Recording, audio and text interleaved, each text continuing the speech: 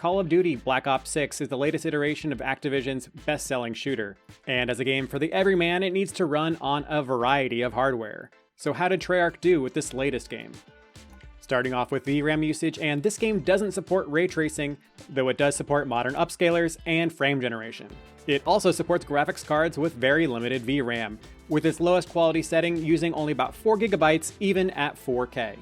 That does put a lot of distance moving up to the extreme quality setting though, with the game requesting about 10GB at 1080p and 12GB at 4K. Still, in 2024, that is a pretty reasonable amount, with the low quality setting getting about 60% better performance in our testing.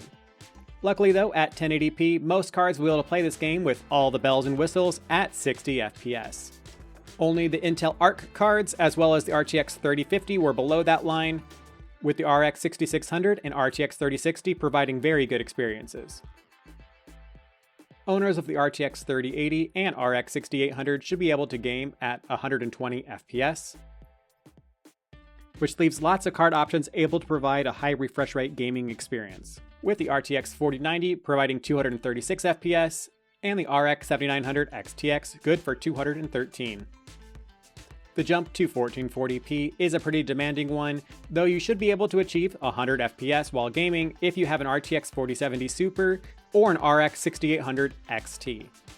The baseline for 60 FPS at 1440p is actually pretty reasonable, especially for AMD, with the RX 7600 XT and RTX 3070 both being up to the task. That does leave most of the entry-level cards below 60 FPS, though most of them should be able to achieve it with lower quality settings.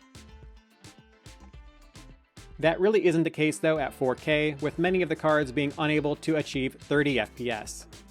Most of those cards should still be playable if you're using FSR or DLSS, but if you are looking for a full-fat 4K, then an RX 7800 XT or an RTX 4070 Ti will provide just that.